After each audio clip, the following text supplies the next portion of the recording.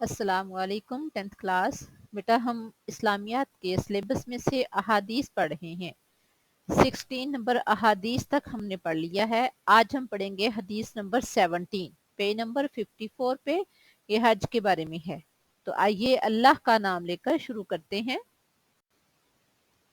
من حج البیتا، من جس نے حجہ حج کیا، البیتا بیت اللہ کا، من حج البیتا جس نے بیت اللہ کا حج کیا، فقضا اور پورے کیے، مناسکہ اس کے مناسک، فقضا مناسکہ اور اس کے مناسک پورے ادا کیے، یعنی جو اس کے ارکان ہیں وہ پورے ادا کیے، وا اور سالمہ محفوظ رہے، المسلمون مسلمان، من سے لسانی ہی اس کی زبان، وا اور یادی ہی اس کا ہاتھ، وسالم المسلمون من لسانہ و یدہ اور مسلمان اس کی زبان اور اس کے ہاتھ سے محفوظ رہے، غفرہ بخش دیا جائے گا، لہو اس سے، ما جو تقدمہ پہلے، من ذنبہ اس کے گناہ، غفرہ لہو ما تقدمہ من ذنبہ تو اس کے پہلے گناہ معاف کر دیے گئے۔ پھر دیکھیں، من حج البیتا جس نے بیت اللہ کا حج کیا، فقضا مناسکہ اور اس کے مناسک پورے ادا کیے، وسالم المسلمون من لسانہ و یدہ اور مسلمان اس کی زبان اور اس کے ہاتھ سے محفوظ رہے، غفر لہ ما تقدم من ذنبہ تو اس کے پہلے گناہ معاف کر دیے گئے۔ اب اس کی تشریح دیکھتے ہیں۔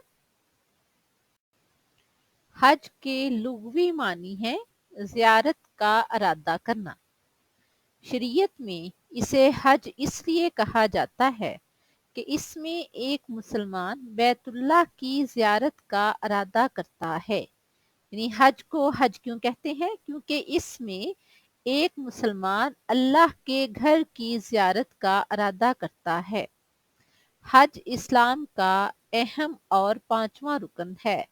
ارکان اسلام ٹوٹل 5 ہیں، کلمہ طیبہ، نماز، روزہ، زکوٰۃ اور 5واں رکن ہے حج۔ حج ہر صاحب استطاعت مسلمان مرد اور عورت پر زندگی میں بیت اللہ کا ایک بار حج فرض ہے۔ صاحب استطاعت جس کے پاس پیسہ ہو تو اس پر زندگی میں ایک بار حج فرض ہے۔ صاحب استطاعت جو ہے اس کے پاس پیسہ ہے، اس کے پاس تمام اپنے گھر کے اخراجات، اپنے ماں باپ، اپنی اولاد کی کفالت کر رہا ہے، اور ان تمام ذمہ داریوں کے علاوہ اس کے پاس پیسے ہیں تو اس پر حج فرض ہو جاتا ہے۔ اگر ماں باپ بوڑھے ہیں، ضعیف ہیں، بیمار ہیں اور وہ حج کرنا چاہتا ہے، لیکن اگر وہ حج کے لیے جاتا ہے تو پیسے ادھر لگ جاتے ہیں، تو پہلے ضروری ہے والدین کی خدمت کرنا۔ پہلے ان کی خدمت کرے، اس کے بعد ان فرائض سے فارغ ہونے کے بعد اگر اس کے پاس پیسے ہیں تو اس پر حج فرض ہو جاتا ہے۔ یعنی ہر صاحب استطاعت پر زندگی میں ایک بار حج لازم ہے۔ اس کے بارے میں اللہ تعالیٰ کا فرمان ہے، سورہ آل عمران کی آیت نمبر 97 میں اللہ تعالیٰ فرماتے ہیں، وَلِلَّهِ عَلَى النَّاسِ اور لوگوں پر اللہ کا یہ حق ہے، حج البیتا کہ وہ بیت اللہ کا حج کرے، من جو کوئی بھی استطاعت رکھتا ہو، الیہ سبیلا اس کے سفر خرچ کی، وَلِلَّهِ عَلَى النَّاسِ حج البیتا من استطاع الیہ سبیلا لوگوں پر اللہ کا یہ حق ہے کہ جو بھی استطاعت رکھتا ہو اس کے گھر کا حج کرے، ومن کفر اور جس نے کفر و نافرمانی کی روش اختیار کی، فإن اللہ تو پس بے شک اللہ تعالیٰ غنی بے پرواہ ہے یا بے نیاز ہے، ان سے العالمین اہل عالم۔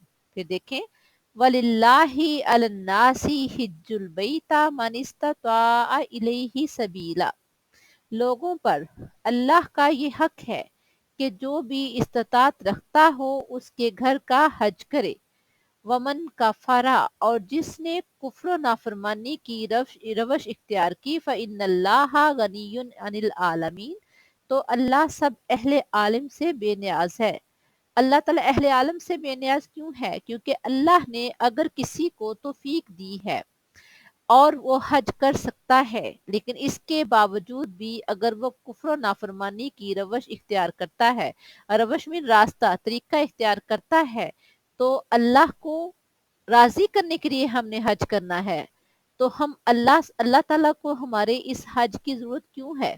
کیونکہ اللہ تعالیٰ ہمیں جہنم کے عذاب سے بچانا چاہتا ہے، ہمیں مقربین میں شامل کرنا چاہتا ہے، ادروائز اللہ تعالیٰ تو اہل عالم سے بے نیاز ہے۔ اگر ہم اللہ کے احکامات کو نہیں مانتے تو ہم اپنا نقصان کرتے ہیں، اللہ کا نعوذ باللہ ہم ذرا برابر بھی نقصان نہیں کر سکتے۔ کفر و نافرمانی کی روش اختیار کرنے والا اللہ کا نعوذ باللہ کچھ نہیں بگاڑ سکتا، نقصان کر سکتا ہے تو وہ صرف اور صرف اپنی ذات کا کر سکتا ہے۔ اور میرے پیارے پیغمبر صلی اللہ علیہ وآلہ وسلم کا فرمان ہے، جس شخص کو کسی بیماری یا واقعی ضرورت یا ظالم حکمران نے نہ روک رکھا ہو تو اس کے باوجود حج نہ کرے، تو چاہے یہودی مرے چاہے نصرانی۔ یعنی اگر کوئی شخص کو کسی بیماری کی وجہ سے کوئی مسئلہ نہیں ہے یا کوئی بہت بڑی ضرورت نہیں ہے، جیسے میں نے بھی بتایا کہ فرض کریں گھر میں ماں باپ ہے یا اولاد کی ذمہ داریاں بھی سر پر ہیں، اور وہ ان سے سب دوش ہونے سے پہلے یا تو اس کے پاس اتنا پیسہ ہو کہ وہ ان کے پیسے علیحدہ کر کے پھر حج کرنے کے لیے جائے، یا اگر اس کے پاس اتنے پیسے ہیں کہ صرف وہ اپنے والدین کی یا اپنی اولاد کے صرف ضروریات پوری کر سکتا ہے، تو پھر تو حج اس کے لیے لازم نہیں ہے۔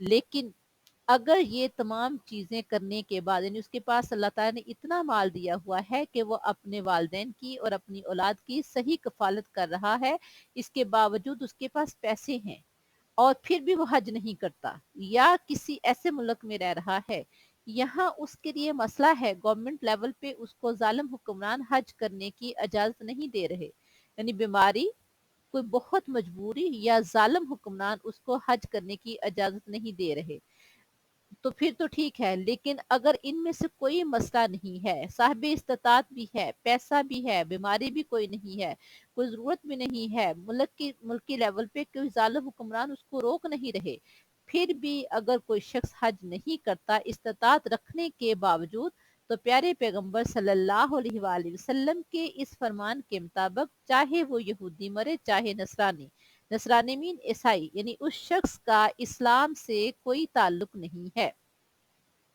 حج کے سلسلے میں مکہ میں دنیا بھر کے مسلمانوں کا عظیم الشان اجتماع ہوتا ہے۔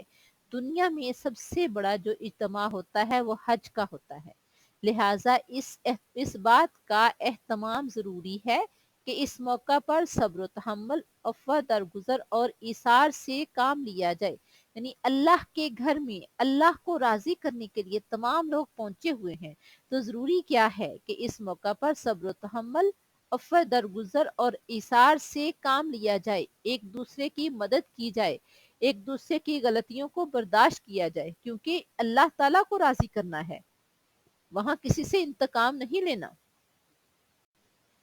اپنے کسی مسلمان بھائی کی دل آزاری نہ کی جائے، نہ اسے ہاتھ سے تکلیف پہنچائی جائے، یعنی اسلام کیا کہتا ہے کہ ہم نے دوسروں کا ساتھ دینا ہے، کسی کو زبان اور ہاتھ سے تکلیف نہیں پہنچانی۔ جب اللہ کے گھر میں ہم پہنچ گئے ہیں تو پھر کرنا کیا ہے؟ اللہ کو راضی کرنا ہے، تو اس لیے اللہ تعالیٰ فرما رہے ہیں وَلَا فُسُوقَ وَلَا جِدَالَ فِي الْحَجِّ، اور حج کے دنوں میں نہ فسق کرنا ہے نہ لڑائی جھگڑا کرنا ہے، اللہ کو راضی کرنا ہے، اللہ کی رضا کے لیے سارے کام کرنے ہیں۔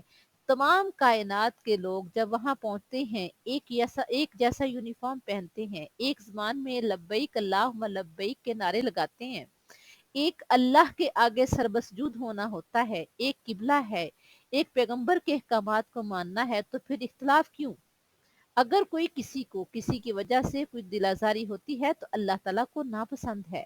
انجانے میں اگر جانتے ہوئے آپ کسی کے ساتھ زیادتی کرتے ہیں تو اللہ تعالیٰ معاف نہیں کرتا، لیکن اگر غلطی ہو جاتی ہے تو اللہ تعالیٰ معاف کرنے والا ہے، لہٰذا کوشش کرنی چاہیے کہ کسی مسلمان بھائی کی دل آزاری نہ کی جائے، نہ ہاتھ سے نہ زبان سے، اور نہ ہی اسے کسی طرح کی تکلیف پہنچائی جائے۔ इस हदीस मुबारका में यही बात कही गई है कि जो हज इस एहतमाम से किया जाएगा, किस एहतमाम से, कि अल्लाह को राजी करना है। हरम इलाही के मुसाफिर होने की हैसियत से हमारी एक ही आवाज है, लब्बैक अल्लाहुम्मा लब्बैक। एक जैसा यूनिफॉर्म है, किबला एक है, हमारा मकसद एक है। तो कोशिश भी करनी चाहिए कि उस अल्लाह को राजी करने आए हैं तो उसकी मखलूक को भी राजी करें।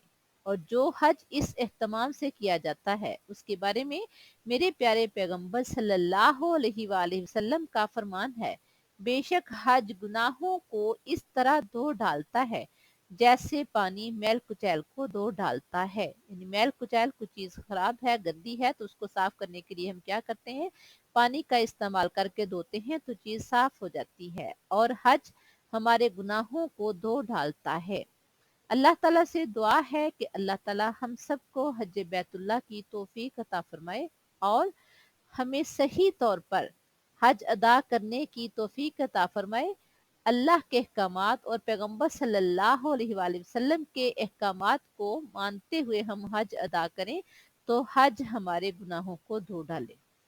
अल्लाह ताला हम सबको सही तौर पर हज अदा करने की तौफीक अता फरमाए।